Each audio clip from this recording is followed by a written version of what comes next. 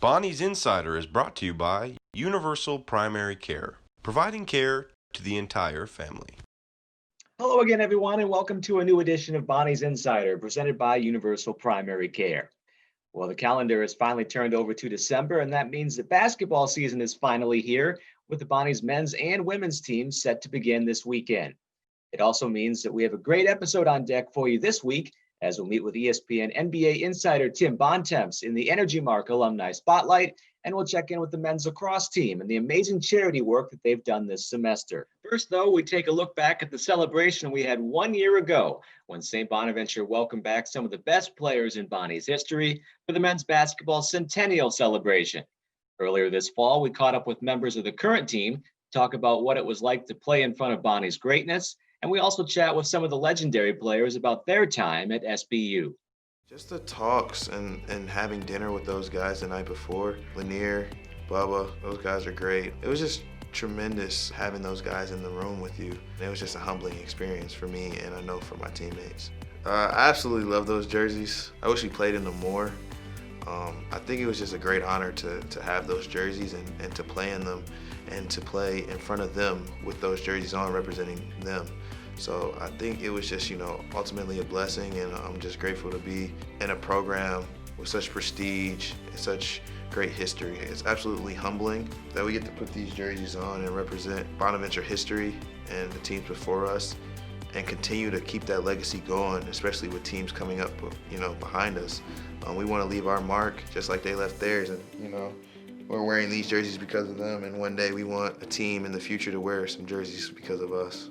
Coach always says when we play like those big games, alumni games, all the alumni, like they paved the way for us. So putting that jersey on in front of them and playing the way we did in front of them and beating Hofstra was a great experience. The added energy that it's the Final Four team is there and other great Bonaventure alum that was there that played, they were all there. I guess all of that kind of just gave us a little bit more energy and kind of just helped us want to play better and do it for the alumni that were there and give them a show.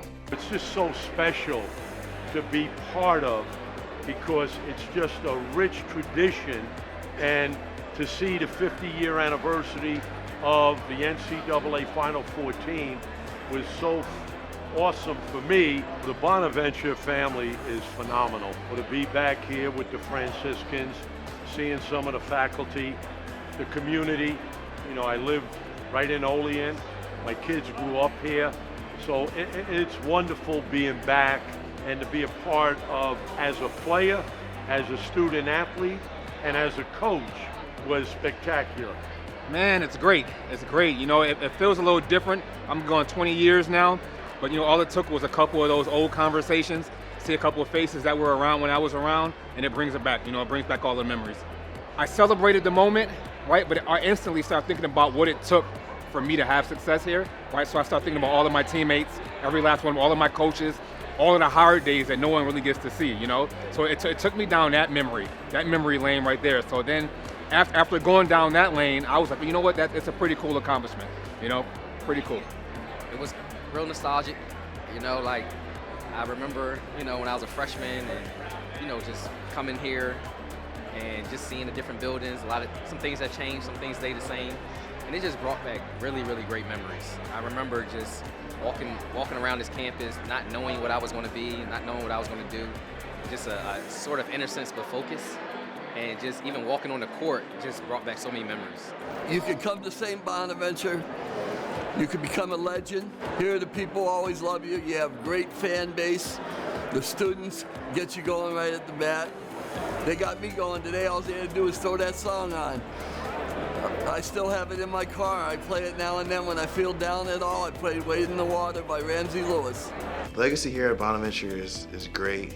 Tremendous fans, tremendous people, tremendous town, and just ultimately tremendous culture. It's a standard here.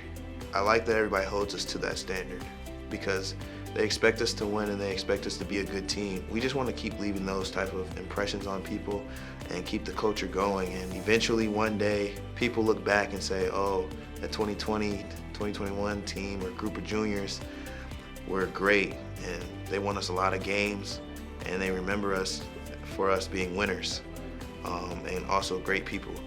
But ultimately, the legacy I want to leave here is I just want my name to be remembered, not only as a great student, but also as a winner and a champion. So that's how I want to be remembered. Even though we didn't have to do anything other than walk out, it was very emotional. But maybe because we're all getting older, we know that. But for 4 years, we had such a bond together that it's just hard to break that. You don't want to break that. Weekends like this are tough because tomorrow we go home. And it'll be a while before we see each other again. But I love these guys. Love them. They're my life. 50 years from now, I want to be able to have this team where I'm coming back here and I'm watching the next generation of Bonaventure players and they're wearing our uniforms and celebrating what we did when I was here. So it just makes you want to be a part of history, be a part of this legacy at this school. Last year's Centennial Celebration is certainly something that Bonnie's fans will never forget. The previous generations of Bonnies have given the fan base some tremendous memories, and this year's team will look to create some more great moments of their own soon. It's time for a quick break, but stick around because we've got some great news coming out of the men's lacrosse program. You're watching Bonnie's Insider, presented by Universal Primary Care.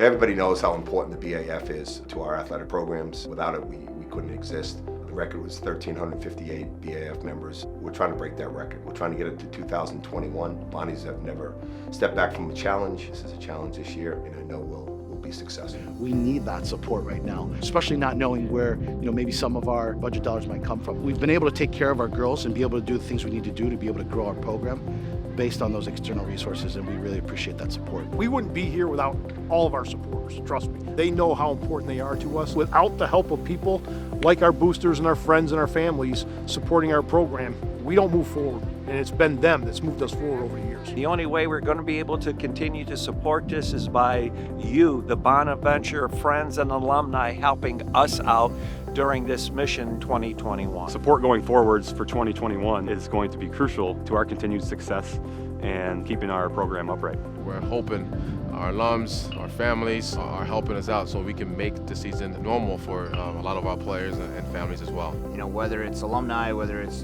donors local through the community, parents, friends of programs, it's crucial for all of our sports to raise and use those resources to provide the experience that we're hoping to here at St. Bonaventure. Our student athletes here at St. Bonaventure are coming to try to do some pretty special things, and we want to provide them with every tool, every resource that we can. It's essential for the support from donors, from parents, from sponsors to buy into something that we're doing that's real and makes a difference in young people's lives.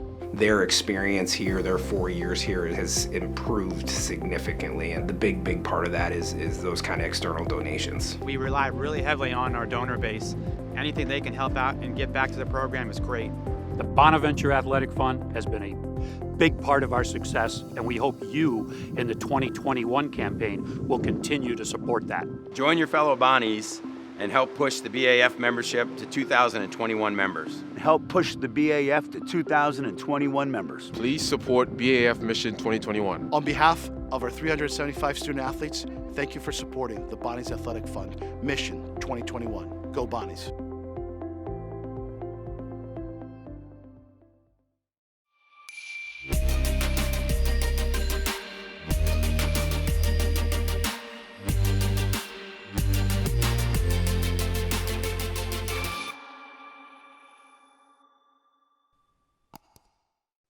Well, the holiday season is upon us, and it's the time of year when so many of us are looking to lend a helping hand to those in need. St. Bonaventure's men's lacrosse program certainly did their part to make a positive impact, working throughout the fall to raise money for families impacted by cancer through the Lax Stash Madness program. Along with working on their mustaches for a great cause, the Bonnies were able to bring in over $20,000 to help families battling cancer. We came into it, wanting to raise $15,000. And so we ended up raising that, obviously raising our goal again, and then hitting that. I mean, now the 20,400 is the floor for us, and we're going to raise that again. So hopefully we can eclipse that next year and again, just keep it going forward and forward. I think these guys did an incredible job. It was great seeing guys now take it as their own and say like, no, like I want to like help as many people as I can and like help us raise more money and obviously win this thing. So let's start getting creative and come up with a number of ideas that can help generate funds that way. And it was really cool to see because each of these guys did it completely independently without my nudging at all. A lot of guys on the team, including myself, come from families with those who have suffered cancer, lost someone to cancer. And so that just hits a different place in your heart. Like it has a deeper meaning than just raising it to be the best team. It's like it's raising money so you can help those who are fighting and those that you know who are also fighting. I had a goal of $1,500 and I ended up raising over double that. I sent out to like 12 of my buddies and they started sending it around to their family and whatnot. And I also sent it to my family group chat saying, hey, tell all your friends that this is a really good opportunity to make a difference. And all of a sudden, all the donations from my parents' friends, my family, my other friends started coming in. After like first 2 days, I was already at like $1,200. There was a lot of talk about this fundraiser, every practice, in the locker room, in the group chats, of course. And we would always say like, hey, start getting your money up. We want to hit our team goal. We also want to be the top team in the nation. This brought our team together throughout the fall. Us being a top 3 team in the nation for this fundraiser, it speaks volumes for us. They've obviously, had the season taken away from them this past spring, and a number of teams and organizations have dealt with so many different things. But I think the fact that they're able to see it and say, all right, that was certainly a challenge. That's something we had to deal with. But there's people out there that are dealing with something so much more challenging, something some bigger struggle. And I think that's the thing to express for our guys, and what they took and ran with was the fact that, yeah, all right, what we're dealing with is, obviously a challenge, but there is stuff going on that's harder out there. And so I think it was great to be able to, for those guys to be able to band together and put that towards a common goal. I think was awesome. Being put on the national stage like that, being a top 3 team for this fundraiser, even as a 3rd-year program, it speaks on our character, and it speaks like what we can do when we bring ourselves together, instead of just saying, hey, do what you can. So like we're pushing ourselves to be the best. And I think that we really did try to do that this fall. We made an impact and we made a statement of who we are. I'm incredibly proud of what this team has been able to accomplish. In year one, obviously significantly eclipsing our goal of $5,000, raising 15. This year, surpassing 15, raising 20. Next year, obviously that's going to be the floor for us, but to raise $35,000 plus in 2 years is an incredible achievement. And there's so much that goes into that, and so much time, energy, obviously throwing it on social media, talking to friends and family, but I'm incredibly proud of the team for doing what they have. And I'm even more proud of the community for rallying behind our guys as well. Everyone knows someone in one way, shape, or form that's affected by cancer. And so it's incredible to see just the impact that everybody's been able to have, not just for Headstrong Foundation, but for everybody out there that's undergoing this stuff. So, just a huge thank you from myself and the rest of the coaching staff at St. Bonaventure Lacrosse, and, to everyone then that donated, contributed, that helped share on social media. Huge thank you to you all as well. That was just incredible support for us and for everybody that went through Lac-Stash Madness. We're so proud of our Bonnies for their work.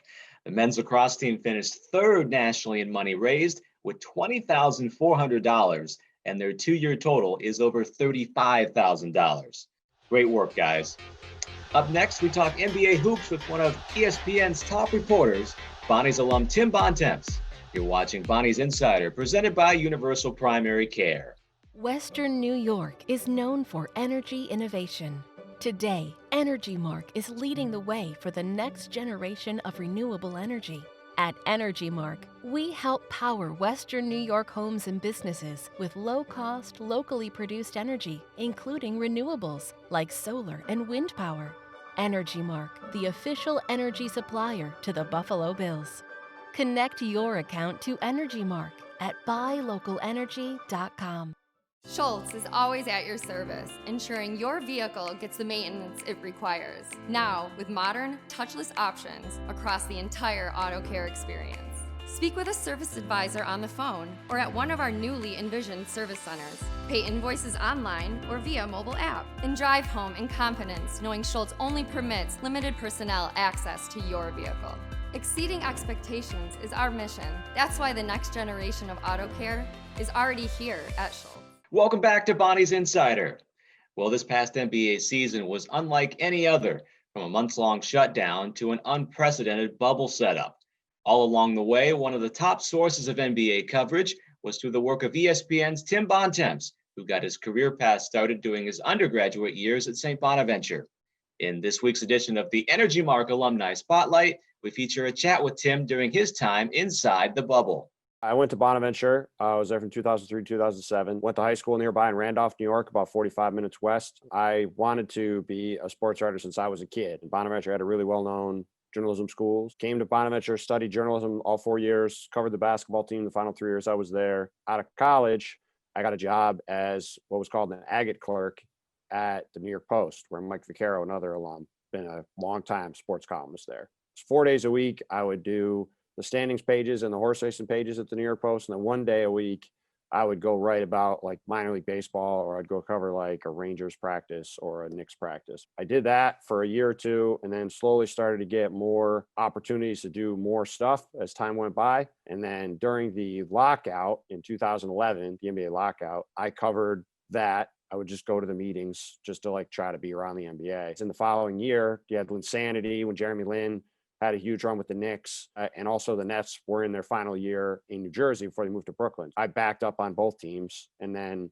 I got a chance to start covering the Nets full-time in 2012, and I've covered the NBA ever since. 2018, I got this job covering the NBA for ESPN, and my focus is the Eastern Conference, and specifically on the Celtics, Sixers, and Raptors. But I basically do everything in the East. It's been neat. It's been a real challenge for me. I certainly didn't do much TV at Bonaventure. It was never anything I studied. So outside of a couple hits here or there as I went through my career, it wasn't anything I really ever practiced at all.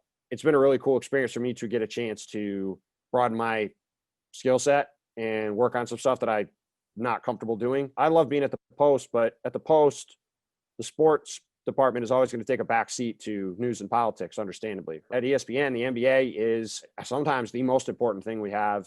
And all the time, it's really only second to the NFL. When you're at a place where the NBA itself is like such a massive focus for what you're doing, it gives you a lot of opportunities to do a lot of different cool stuff. When I graduated from college in 2007, in the grand sweep of history, it's not that long ago, there was no Twitter. The internet was kind of a nascent thing. People blogged, but like there wasn't this insatiable 24/7 every second of every day lifestyle that things have become now. There's Twitter, there's Instagram, there's Facebook, there's nonstop updates on the internet. Things are just happening all the time. There's no break during the summer, there's no break during the season, there's no break at any time of day. You're just as liable to have a story break at 1 o'clock in the morning as there is 1 o'clock in the afternoon. The one time I have basically turned my phone off in the past few years was the first week of free agency. I was getting up at 6 o'clock in the morning every day to do the show, and I was exhausted.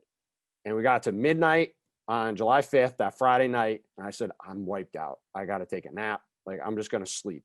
I'm going to turn my ringer off and sleep. Sure enough, I wake up in the morning. That was the night that Adrian broke that Kawhi was going to the Clippers and Paul George getting traded to the Clippers. And I had calls from all sorts of executives and coaches. Like, my phone had blown up. No matter what time of day or what time of the year things are going on, there's always something happening and always something to stay on top of. Certainly, you know, Adrian is the best that's ever done this, but to be in this business and trying to be successful at it, you just have to be willing to work all the time. Today is day 74, game 5 of the NBA Finals. If the Lakers win, I'll go home on day 75. When I checked into the hotel, the lady at the front desk said, "We have you here, sir, for 78 nights." And I was like, holy cow, that is a really long time. I stayed at a lot of hotels. I've never stayed anywhere for 2.5 months straight. But it's been a really cool experience. I'm really thankful to my bosses for giving me a chance to come down here and do this. There's only a handful of journalists that have been here at all. There's an even smaller handful that have been here the whole time. For me to get a chance to be down here, to watch all these games in person, to see a lot of amazing things, and to just be part of what hopefully is a once-in-a-lifetime event. Anybody who knows me knows I went to Bonaventure pretty quick. If they don't before they know me. I rooted for the team when I was a kid. You know, they really didn't have much of a search for college. Like, I thought about going to some other schools, but I only really went to Bonaventure in terms of any kind of visit. Didn't even do an overnight visit. Just went out and met with a couple of professors. Like, yeah, I'm going to go to school there. My experience there was everything I could have hoped for. I had an incredible time, made a ton of lifelong friends. put myself in a position to do the things I want to do career-wise, to be able to be part of a group of journalists that we have, you know, several Pulitzer Prize winners, guys like Dan Barry and John Hanchett, and obviously the guys I'll mention. I mean, it's just it's an incredible honor and something I'm really, really proud of, and you know, I'm really thankful that things have worked out the way they have. It's been said many times, but it continues to be true. Bonnies really are everywhere. Well, speaking of hoops, basketball season gets underway this weekend with both the Bona men's and women's teams set to start action with the first official Bonnies event since March. We can't wait. And though we'll start the season without fans in the Riley Center, we know our Bonnies fans will still be cheering from home, and you can still make your presence felt in the RC on game day as well. Head over to gobonnies.com/game day to learn how you can still help be a part of the Bonnies home court advantage. That's all the time we have for this week. Until next time, stay safe, stay healthy, and have a great week. Bonnies Insider has been brought to you by Universal Primary Care, providing care to the entire family.